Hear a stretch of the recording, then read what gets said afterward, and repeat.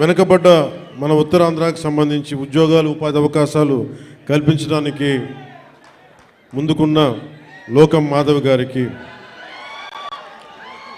గౌరవ శాసనసభ్యులు మాడుగుల శ్రీ బండారు సత్యనారాయణ మూర్తి గారికి, మాకు ఇష్టమైన శ్రీ తమ్మిరెడ్డి శివశంకర్ గారికి, కోన తాతారావు గారికి, శ్రీ దల్లి గోవిందరాజు గారికి,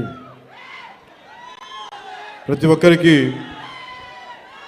నాయకులందరికీ, పేరు పేరున వీర మహిళలకి, ప్రతి ఒక్కరికి, కూటమి నాయకులందరికీ పేరు పేరున హృదయపూర్వక నమస్కారాలు. ఇక్కడికి విచ్చేసిన నా అభిమాన నీకు నాకు 2 గుండెల దూరం, అలాంటి మీకు నా హృదయపూర్వక నమస్కారాలు. ఒక 1000 మంది వస్తే 10 మంది కూటమి చేరితే ఎలాంటి పరిస్థితులు ఉంటాయో అనే పరిస్థితుల్లో ఎంతో శ్రమ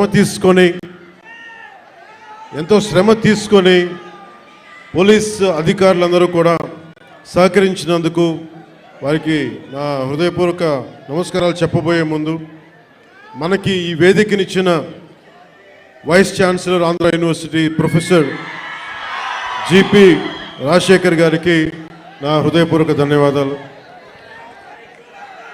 అలాగే commissioner of police Visakhapatnam Shri Shankha Bagchi గారికి, Shri Harendra Prasad collector district magistrate Visakhapatnam, Shrimati Ajitha Vejandla DCP 1 DCP గారికి, మీడియా మిత్రులకి, పోలీస్ డిపార్ట్మెంట్లో ఉన్న ప్రతి ఒక్క మా కానిస్టేబుల్ సోదరులకి, మా SILకి, మా CA ఆఫీసర్స్కి, DSPలకి, ప్రతి ఒక్కరికి నా హృదయపూర్వక నమస్కారం. నాకు వైజాగ్ విశాఖపట్నం నాకు చాలా గుండెల్లో ఉన్నది. అంటే చాలామంది అనుకుంటూ ఉంటారు, ఈ పవన్ కళ్యాణ్ అనేవాడు ఏ ఊరు వెళ్ళినా ఆ ఊరిలో ఉంటాడని చెప్తాడండి అనుకుంటా ఉంటాడు.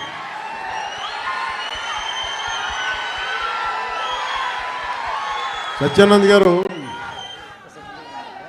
అంటే నేను ఒక ప్రభుత్వ ఉద్యోగ కొడుకుని కదా, రకరకాల ట్రాన్స్ఫర్లు అవుతూ ఉంటాయి.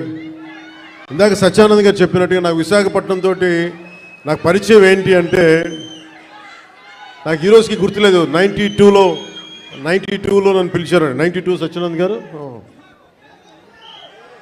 అంటే నేను ఏమవ్వాలి అనుకునే పరిస్థితుల్లో చిరంజీవి గారు నన్ను, వీడి ఇంట్లో ఒకటి పాడైపోతున్నాడు, ఇంట్లోంచి బయటికి వెళ్ళేవాడు కాదు. ఒక 16 ఏళ్ళ అమ్మాయిని ఎలా పిలుస్తారు ఇంట్లోంచి బయటికి వెళ్ళకుండా, నన్ను ఇంట్లో పెట్టేసేవాడు. నాకు వెళ్ళాలంటే ఇట్లా ఉండేవాడిని కదా అప్పుడు. అలాంటి నన్ను తీసుకెళ్ళి వీడికి ఏదో ఒకటి ఇంట్లోంచి పడేస్తే తప్ప వీడు ఏదో నేర్చుకోవడం చెప్పి ఆయన పిలిచి నన్ను విశాఖపట్నం పంపించారు. అలాగే విశాఖపట్నంతో నాకు పరిచయం.